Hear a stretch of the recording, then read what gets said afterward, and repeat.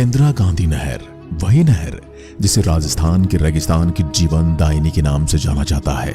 मैंने बंजर रेगिस्तान में हरियाली लाने का काम किया है। जहां एक समय तपती धूप में जाना कोई पसंद तक नहीं करता था, वहां चेहरों पर मुस्कान और खेतों में खुशहाली लाने का काम मैंने ही किया। जैसा कि मेरे नाम के साथ भूतपूर्व प्रधानमंत्री इंदिरा गांधी का नाम जुड़ा है, तो आप लोगों को लग रहा होगा कि मेरा निर्माण इंदिरा गांधी ने करवाया होगा, लेकिन असल में ऐसा नहीं है। मेरा पुराना नाम गंग नहर था, जिसे बाद में बदलकर इंदिरा गांधी नहर कर दिया गया। मेरे निर्माण के पीछे और मेरा नाम बदलने के पीछे एक बहुत लंबी दास्तान है, जिसे आज मैं आपके सामने बताने जा रही हूं, जिसके लिए आप मेरे साथ अंत तक बने रहें। आपके सामने मैं कुछ ऐसी बातें उजागर करूंगी जो शायद आपने नहीं सुनी होंगी। मैं आपको इस कहानी के शुरू में लिए चलती हूं। थार का मरुस्थल ये दुनिया का 17वां सबसे गर्म मरुस्थल है। जब भारत और पाकिस्तान का बंटवारा हुआ तो ये मरुस्थल भी बंट गया।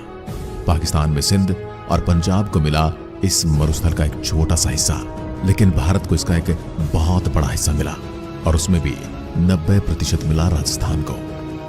एक समय था जब यहाँ पानी खोजना भूसे में सुई खोजने के बराबर था, और गर्मी इतनी भयानक होती थी कि यहाँ से कोई भूलकर भी गुजरना नहीं चाहता था। यहाँ गर्म हवाओं के थपेड़े होठों पर पपड़ियां ला देती थी। यहाँ के लोगों ने गर्मी की हर मार और सितम को सहते हुए सैकड़ों साल बिताए थे, लेकिन छप्पनिया अकाल ने तो तबाही मचाई। उसके बाद लोगों को पानी का इंतजार था। साल 1899 में पड़े सदी के सबसे भयानक अकाल, जिसे छप्पनिया अकाल कहा जाता है, ने रियासत के राजाओं को पानी की समस्या पर सोचने को मजबूर कर दिया था। इस पर विचार कर रहे थे बीकानेर के महाराजा गंगा सिंह। उन्होंने कई लोगों से मशवरा किया और फिर नहर बनवाने की ठानी। जिस साल अकाल पड़ा था, उसी साल यानी 1899 में हिसार के टोहना में कंवर सेन का जन्म हुआ। कंवर सेन गुप्ता वो नाम है जिसे राजस्थान के कम लोग ही जानते हैं, लेकिन अगर कंवर सेन न होते तो न ही इंदिरा गांधी नहर होती, और शायद आप और हम भी पानी तलाशने की मशक्कत कर रहे होते, जितने की हमारे पुरखों ने की थी।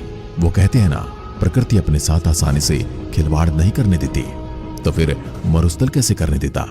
50 डिग्री से ऊपर का पारा, आंधी और तूफान, न मशीन और न टेक्निक और न ही इंजीनियर्स। इंजीनियर तो इस तरफ देखना तक नहीं चाहते थे, लेकिन उन कठिन हालातों में भी कंवर सेन ने महाराजा गंगा सिंह की राजधानी में नहर लाने का अपना सपना साकार किया।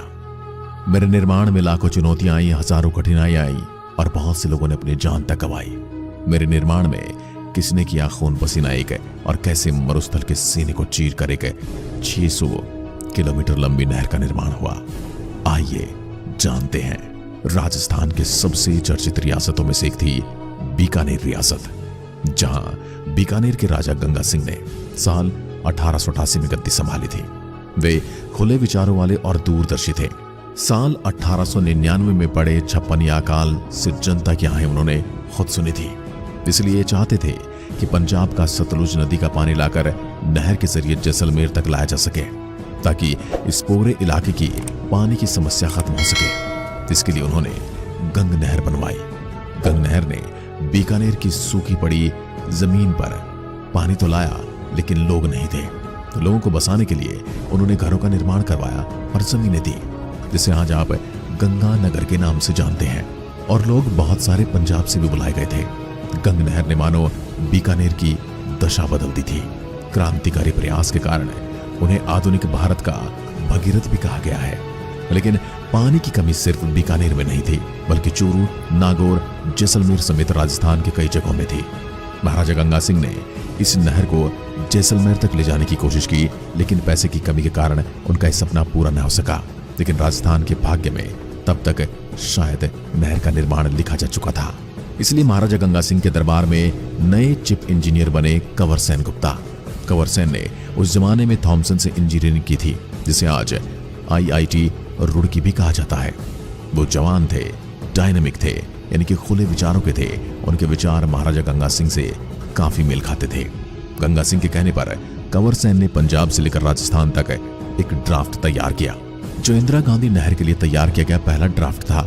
लेकिन साल 1943 में कैंसर के कारण महाराजा गंगा सिंह का निधन हो गया, जिसके बाद गद्दी मिली उनके बेटे सादुल सिंह को। लेकिन साल 1947 में देश के आजाद होने के साथ ही राजशाही भी खत्म हो गई और देश में पहली बार सरकार बनी। अब न राजा रहे न रजवाड़े, लेकिन कंवर सिंह ने महाराजा के सपने को धूमिल नहीं होने दिया। उन्होंने आजादी के ठीक 1 साल बाद 1948 में नहर के लिए तैयार किए गए ड्राफ्ट सरकार को भेज दिया, पर इसका नतीजा कुछ नहीं निकला, क्योंकि सरकार को कई साल लग गए ये समझने को कि अब राजस्थान को एक नहर चाहिए। और आखिरकार सरकार ने 31 मार्च 1958 को नहर के निर्माण का श्री गणेश किया, उस वक्त के गृह मंत्री गोविंद वल्लभ पंत द्वारा। उस समय लोगों को यह काम असंभव लग रहा था, क्योंकि जिद्दी रेगिस्तान की छाती चीरकर एक लंबी नहर निकालना अपने आप में एक चमत्कार जैसा था। लेकिन कंवर सिंह तो पूरा ड्राफ्ट तैयार कर चुके थे। जब ठाना उन्होंने था तो पूरी नहर बनवाने की जिम्मेदारी भी उन्हीं को दी गई। इस नहर परियोजना का नाम दिया गया राजस्थान नहर परियोजना, और ये तय किया गया कि पानी पंजाब देगा। पंजाब भी एक अच्छा पड़ोसी होने के नाते पानी देने को तैयार हो गया। पंजाब के फिरोजपुर में हरी के नाम की एक जगह पर सतलुज और व्यास नदी का संगम होता है, और यहीं पर हरी के बैराज बनाया गया। इस बैराज से नहर निकालकर राजस्थान लाई जा रही थी। लेकिन यही तो असली समस्या थी। जब पंजाब पानी देने के लिए तैयार था और राजस्थान पानी लेने के लिए तैयार था, पर थार का यह मरुस्थल ही नहर के निर्माण के लिए तैयार नहीं था। तभी तो एक से बढ़कर एक समस्याएं तैयार हो गई। गर्मी में भयानक गर्मी पड़ी और सर्दी में भयानक ठंड, धूल भरी आंधियां, रेत के बवंडर।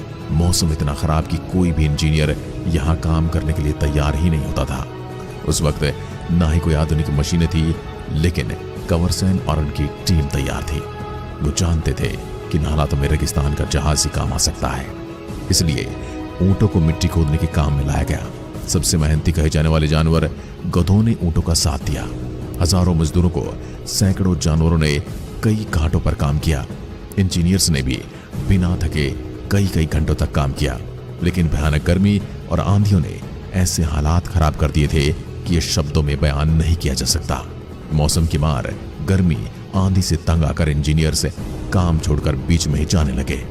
इस नहर के निर्माण के लिए इंजीनियर ढूंढना बहुत बड़ा चुनौतीपूर्ण काम हो गया था।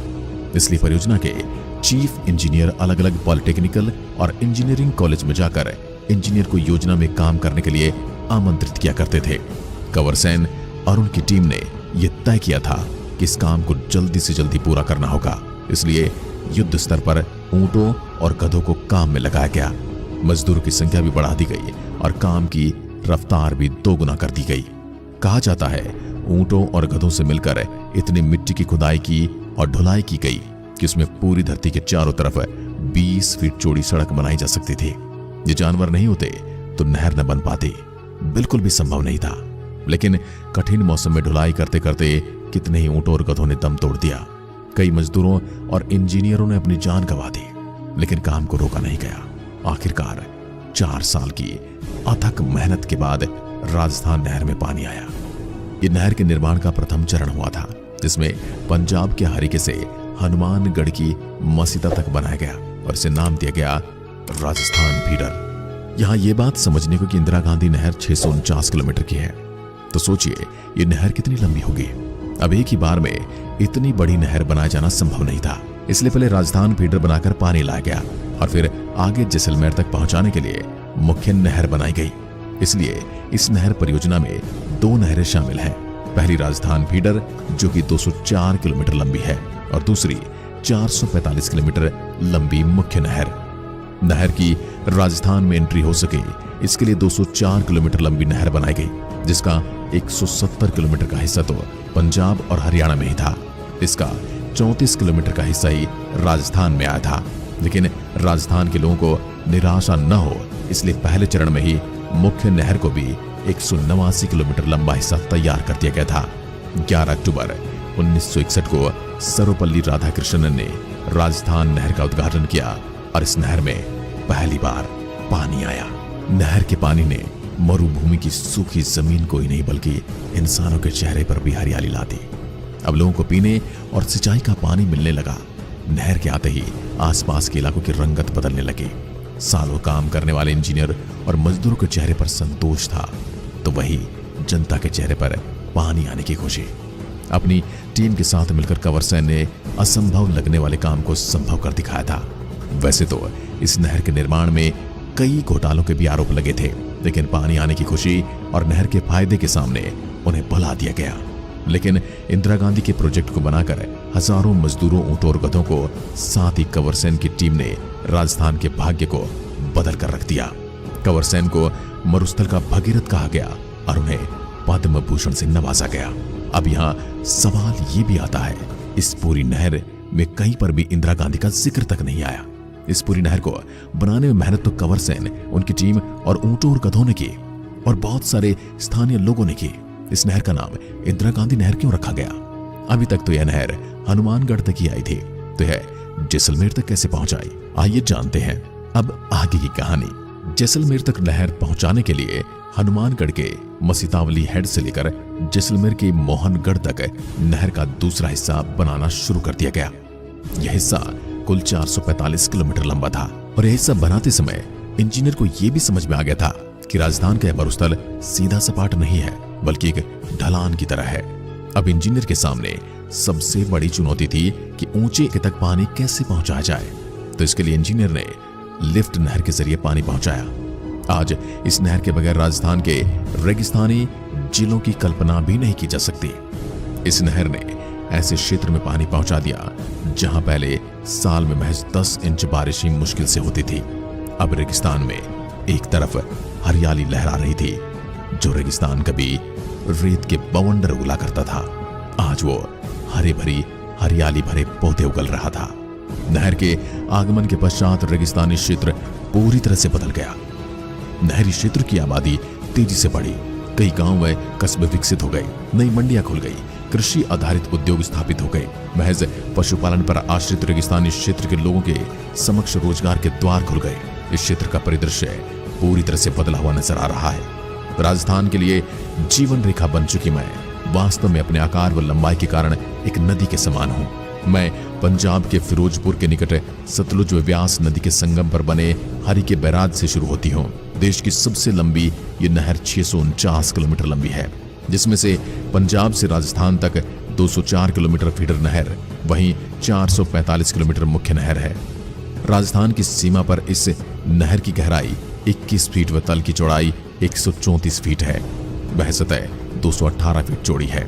हनुमानगढ़ के मसीतावली से लेकर जैसलमेर के मोहनगढ़ तक फैली मुख्य नहर से 9 शाखाएं निकलती हैं। सिंचाई के लिए इसकी वितरिकाएं 9245 किलोमीटर लंबी हैं। राजस्थान के 10 रेगिस्तानी जिलों के लोगों के हलक इस नहर के पानी से तर होते हैं।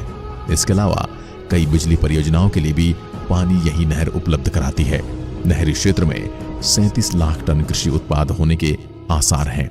साथ ही कभी पानी को तरसने वाला राजस्थान पूरी तरह से बदल चुका है। हरियाली से आच्छादित रेगिस्तानी क्षेत्र में अब पूरा परिदृश्य बदल चुका है। तत्कालीन प्रधानमंत्री इंदिरा गांधी के निधन के पश्चात 2 नवंबर 1984 को अन्य सरकार ने इसका नाम राजस्थान नहर से बदलकर इंदिरा गांधी नहर कर दिया। हाल ही में राजीव गांधी खेल पुरस्कार को मेजर ध्यानचंद पुरस्कार का नाम दिया गया। तब भी नहर का नाम पुनः गंग नहर करने की बात उठी, जिस पर आपका क्या कहना है? क्या वापस इसका नाम गंग नहर कर देना चाहिए? अपने विचार कमेंट बॉक्स में लिखकर जरूर दें। साथ ही अभी तक चैनल को सब्सक्राइब नहीं किया है तो चैनल को सब्सक्राइब करें और बेल आइकन को जरूर दबा दें। धन्यवाद। जय हिंद, जय भारत।